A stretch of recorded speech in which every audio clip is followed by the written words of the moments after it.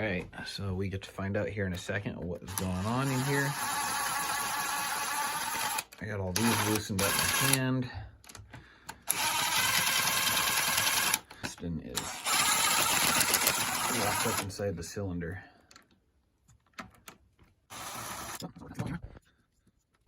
All right, hopefully I've got room here to get the cylinder to pop off without having to remove the power valve in the head. And we'll find out if this has got a locked up crank or locked up or seized up cylinder and piston. And kind of going with it, almost feels like the cylinder and piston is seized up because the cylinder's kind of not wanting to move too easily.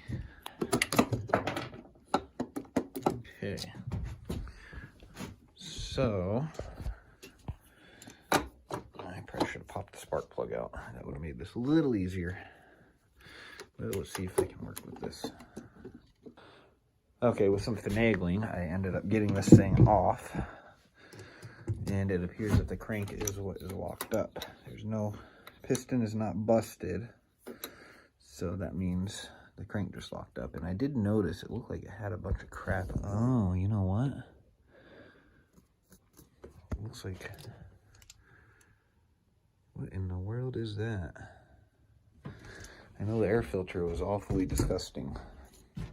So most likely it sucked in a ton of dirt, or they went through mud or something, like really deep mud. Pretty much solidly locked up, so I'll have to get a cylinder kit and piston, or I mean a crank kit and piston. I want to look at the gas, let's see, because I've actually seen that a time or two where people end up putting regular fuel and no oil in it, and then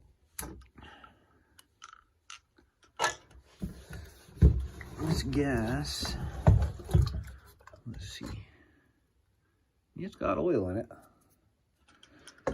Might have just been getting old. I did notice it looks like it's got an aftermarket crankshaft in it because this is made in Japan. As far as I know, this is an Austrian bike. So I have to get online and do some research and see about getting a crank kit and stuff for this thing. So that'll be fun. Well, I got it this far torn down, and you can see I took the clutch cover and everything off first just to make sure, because I did notice that the big end of the rod moved nice and free. However, it was seized up. So I think where it's seized, I got it to loosen up now, but it's real tight right there. I can't even get to spin right there. Now if I try to pull up on it, it'll oh, there we go. I can spin it that way.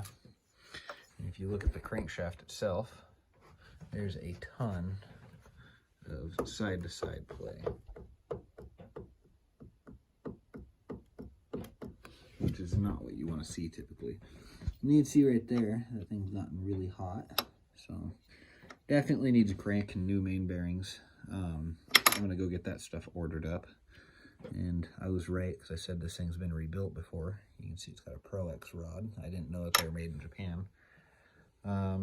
Typically whenever you tear down a KTM, all the parts will even say on them made in Austria. So probably go see how much OEM crankshaft is versus an aftermarket one. And hopefully this one's not a stroker crank or anything like that. I don't think it is, but I'll go check that part number on Pro X's website and see what we got going on here.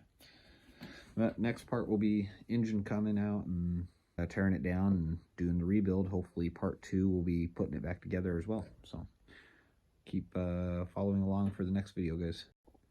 Oh, and I figured I'd throw this out there real quick too. Yes, I'm still going to turbocharge this.